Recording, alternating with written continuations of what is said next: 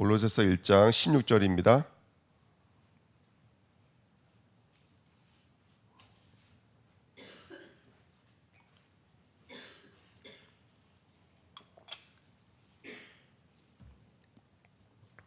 골로새서 1장 16절 신약성경 325페이지입니다.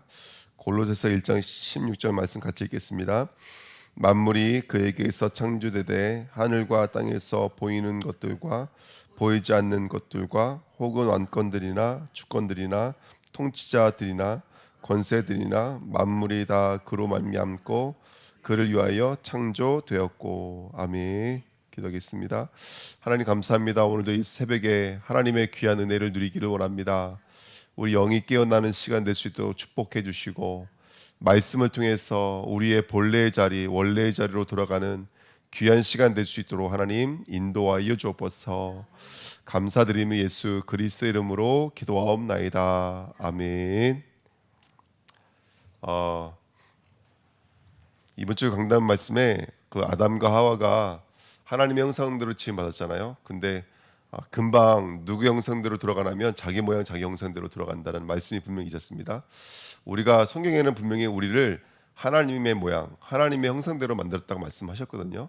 근데 사실은 하나님의 형상이 무엇일까? 이게 대답해 보라고 한다면 이게 참 쉽지가 않아요.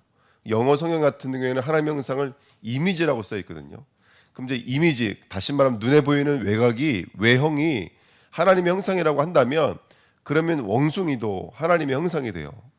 그렇죠? 그러니까 이게 하나님의 형상이라는 말이 도대체 뭘까? 근데 여러분 이게 지금 우리가 말하고 있는 이 복음 메시지를 잘 이게 훈련되시면 하나님의 형상이 사실은 술술술 나오게 되어지죠. 그래서 사실은 이 고린도후서 4장 4절에도 그리스도는 하나님의 형상이라고 했거든요. 오늘 골로새 1장 16절에도 그리스도는 하나님의 형상이라고 말을 했습니다. 그러면 저와 여러분들은 하나님의 형상대로 만들었다는 얘기인데 성경은 그리스도가 하나님의 형상이라고 말을 했다는 것이죠. 그러면 이게 무슨 말일까요 도대체? 그리스도는 하나님의 형상이다.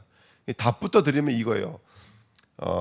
저와 여러분들은 그리스도가 필요한 자로 만드신 거예요.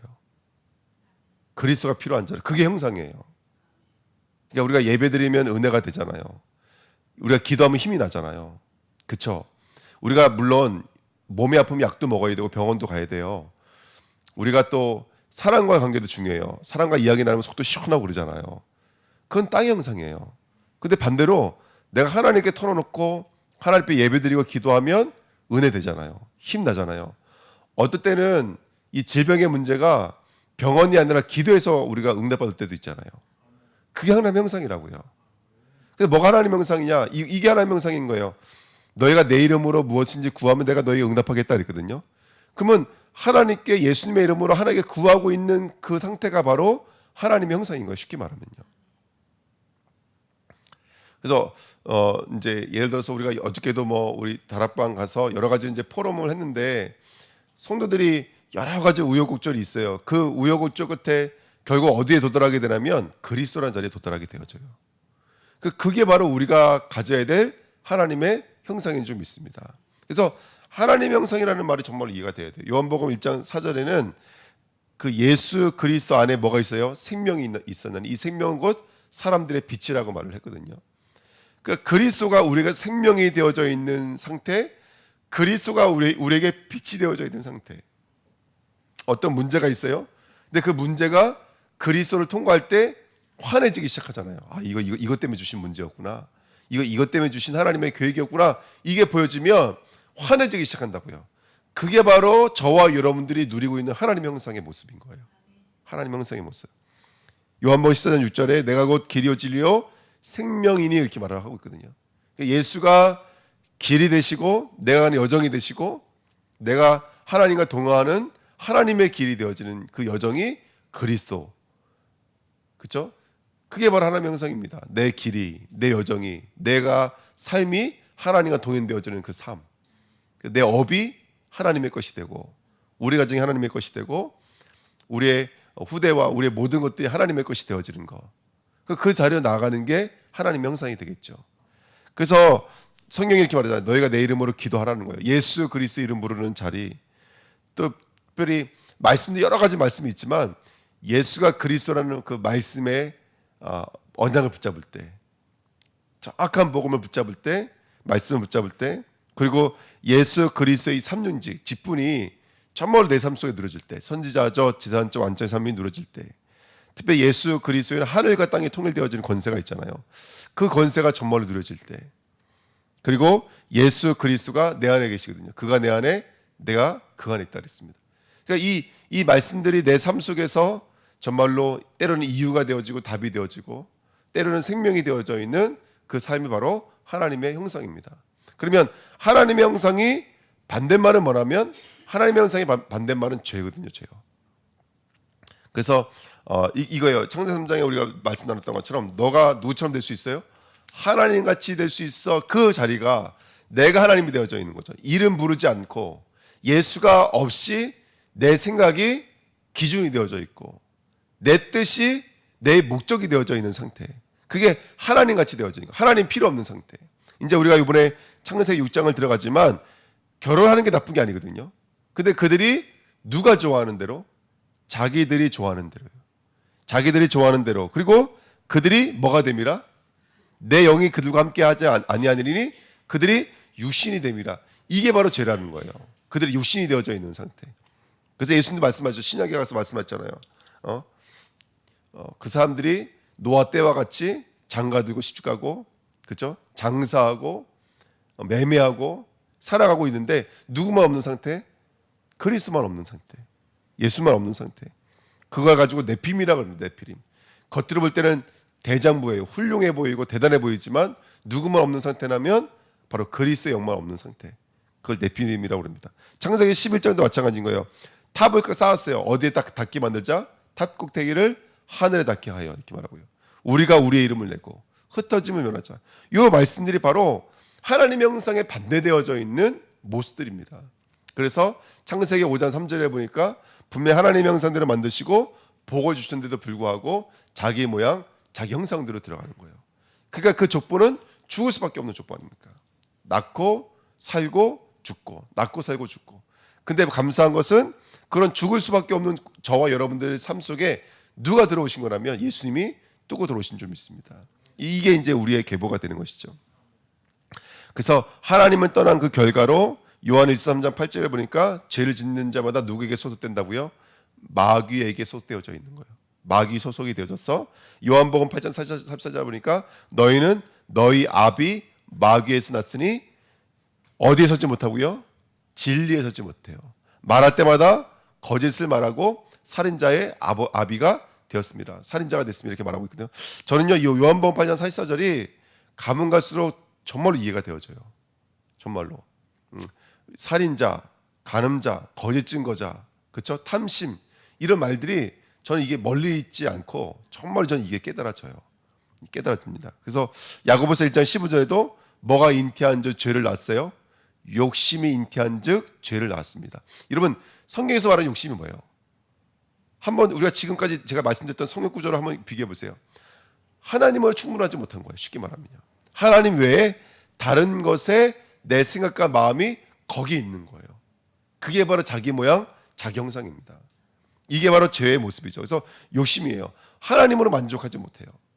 그래서 죄를 낳고 그 죄가 장성한 즉 사망을 낳습니다. 로마서 6장 23절에 죄의 삭은 사망이라고 말하고 있죠. 그래서 성경에서는 뭐가 죽음이라면 바로 하나님과 내가 단절되어져 있는 게 죽음이죠. 그래서 이걸 볼 수 있는 사람이 하나님 형상입니다. 이게 죽어 있는 상태구나. 내가 기도하지 않으면 안 되는 거구나. 내가 예배하지 않으면 안 되는 거구나. 이걸 볼 수 있는 상태가 하나님 형상인 거예요. 그렇죠? 그래서 어떻게 전사님 말씀하셨던 것처럼 우리 삶에 정말로 온통 정말로 안팎으로 하나님의 은혜가 아니면 없는 거예요. 정말로 은혜가 아니면 안 되고 연약함까지도 능력까지도 하나님의 우리 인생을 주관해 가시는 것들이거든요. 이걸 볼 수 있는 게 축복이고 은혜인 줄 믿습니다. 그리고 히브리서 9장 20절에 죽은 이후에는 심판이 있다 그랬죠. 이게 하나님의 형상의 반대편에 있는 것들이에요. 이걸 볼 수 있을 때 저와 여러분들 승리가 될 줄 믿습니다. 그래서 하나님이 우리에게 약속하신 게 뭐냐면 레위기 17장 11절에 육체의 생명이 피에 있습니다. 그래서 피 흘림이 없은즉 죄사함이 없습니다. 그래서 피 흘리실 분이 오신 거예요. 염소와 송아지 피로 하지 아니하고 자기의 피로 영원한 속죄를 단번에 이루시고 성소에 들어갈 담력을 주신 분, 그분이 바로 그리스도인 것을 믿습니다. 세례 요한이 그 예수를 봤죠. 보라, 세상 죄를 지고 가는 하나님의 어린 양이로다. 아멘. 예수를 볼 수 있는 저와 여러분 됐으면 좋겠습니다. 예수를. 그러니까 이 예수를 보지 못하는 상태가 죄다. 또 반대로 내가 예수를 볼 수 있다면 그것이 의다. 그것이 하나님의 통치다, 나라다. 그것이 오직 성령의 역사입니다. 이게 너무나 중요한 메시지입니다. 그래서 우리가 잘 알고 있는 말씀처럼 고린도전서 1장 18절에 십자가의 도가 멸망하는 자들에게는 미련한 것이요 구원을 받는 우리에게는 하나님의 능력이라 이렇게 말하고 있습니다. 예. 그래서 참 우리가 이 십자가를 통과한 그 복음이 얼마나 큰 복음인지 모릅니다. 그게 능력이 되고 힘이 되기 시작하더라고요. 어저께도 가서 이게 우리가 뭐 이것저것 포럼하고 같이 이야기 나누면서 사실은 이게 예배 때도 많이 은혜를 받지만 그게 포럼하면서 또 은혜를 나누고 영적인 힘을 얻고 이렇게 되더라고요. 또 우리 뭐 진짜 새벽에도 마찬가지고 모든 예배 빠지지 않으시잖아요. 우리 새로 오신 우리 성도님 같은 경우에도. 근데 어저께 얘기 들어보니까 정말 힘 빠지고 힘든 여정인데도 불구하고 힘나고 하나님이 일하신 게 보여지고, 네. 그러니까 증인으로 돌아오셨더라고요. 그래서 감사하다 이제 이런 표현들을 서로 했는데 또 어저께 우리 신정원 집사님 또 박은지 집사님 또 같이 교례를 같이 갔어요. 또 예배 끝나고 같이 가서 같이 예배 드렸는데 우리 또 신정원 집사님, 박은지 집사님도 이제 자기 신들의 삶이 이 복음 전파의 삶으로 나가고 싶으신 거예요. 그래서 누굴 만났냐면 어떤 대학 교수를 만났는데 이분이 이제 화가라 그림 그리는데 어떤 것만 그리시냐면 그 왜 갑자기 이름이 잊었네요. 무슨 왕자? 어린 왕자? 그걸 모티브로 해서 그림을 그리시는 거예요. 그래서 근데 그분이 여기 제주도 내려오셔서 뭐 갤러리도 하고 이게 그렇게 꿈이거든요. 근데 어저께 딱 그 이민정 우리 성도님이 또 박물관 또 관장님이시기도 하고 또 그 일을 오래 해오셨잖아요. 또 우리 박대명 성도님도 또 의사 선생님도 하고. 근데 저 어저께 박대명 선생님 저한테 오시면서 포럼을 하시는데 너무 많은 은혜 받았어요. 그때 왜 잠깐 왔다 가셨는데 그때 전도하려고 했더니 왜 기치료 하신다라는 그분 그때 이제 2층에서 그 밥 먹고 나서 그분이 계속 기치료 하시고 이제 이렇게 하려고 막 그렇게 하셨거든요. 근데 막 거의 강제로 끌고 가셨거든요. 근데 그때 제가 그냥 지나가면서 했던 얘기가 그거였어요. 이제 제가 그때 2층에서 뭐라 그랬냐면 모든 종교에도 치료가 있다. 모든 종교에도. 근데 그 병은 고쳐질 수 있을지 모르지만 영은 빼앗길 수 있다. 이제 이런 식으로 제가 잠깐 말을 했는데 그거를 우리 박대명 손님이 기억하시면서 이제 그분한테 이제 아주 냉정하게 말씀하셨다 그러더라고요. 그러니까 혹시 이것 때문에 이제 교회 누가 되지 않을까 봐서 그런 것도 포럼을 하시는 거예요. 제가 참 교회 나오신 얼마 안 되시고 신앙생활하지 얼마 안 되시는데 굉장히 중심을 가지고 이렇게 마음을 두시고 하시더라고요. 어저께 저희들도 가서 우리 교회에다가 이제 그 그림 한 장 그리고 계시는데 그것도 그 신앙을 담아서 아주 그림을 그리고 계시는 거예요. 그 십자가 면류관 그리시고 거기에 이제 여러 가지 말씀들의 어떤 이런 흔적들이 보이시더라고요. 그래서 제가 참 그렇게 감명 깊고 왔는데 그게 하나님의 형상입니다. 우리가 정말로 그리스도로 모든 것이 보여지고 들려지고 느껴지는 상태. 그래서 정말로 여러분 우리는 때로는 병원 가서도 병을 고치고 약을 먹고 병을 고치지만 때로는요 우리는 예수님의 이름으로 병을 고치기도 합니다.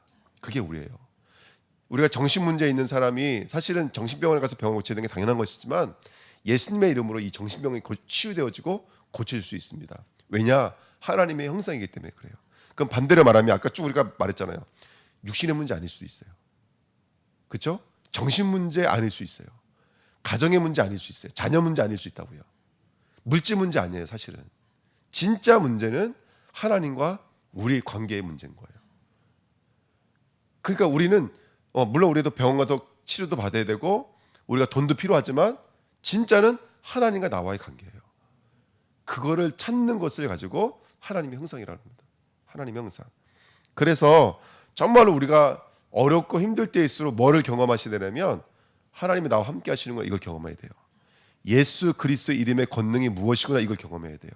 하늘과 땅의 모든 권세를 가지셨구나. 이게 뭔지가 경험이 돼야 돼요. 뱀을 집어올리며 무슨 독을 마시지 해를 잊지 아니하며 새 방언을 말하며 병든 자에게 손을 얹은 즉 나으리라. 어저께도 야고보서 5장 말씀 13절에 보니까 고난당하는 자가 있느냐 그는 기도할 것이요 즐거워하는 자가 있느냐 그는 찬양할 것이요. 이거 당연한 말씀이잖아요.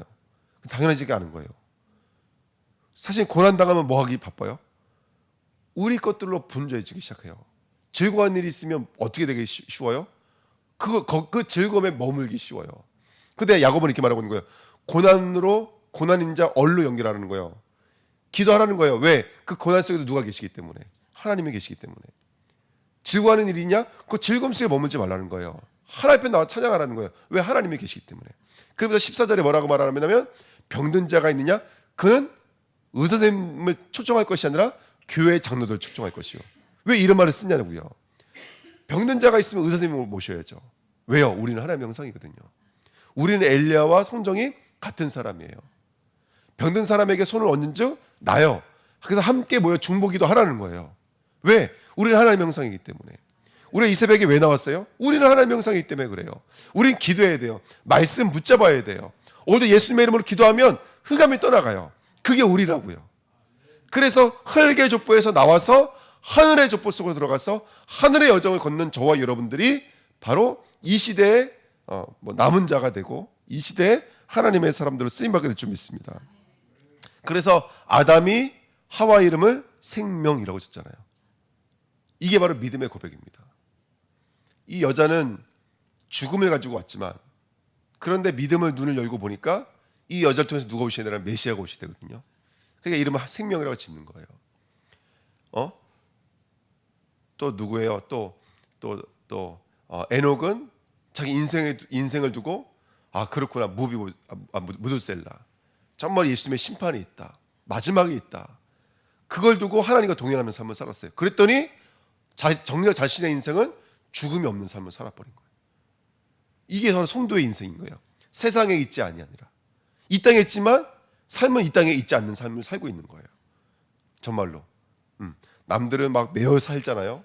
물질에 매어 살고 삶에 매어 살아요.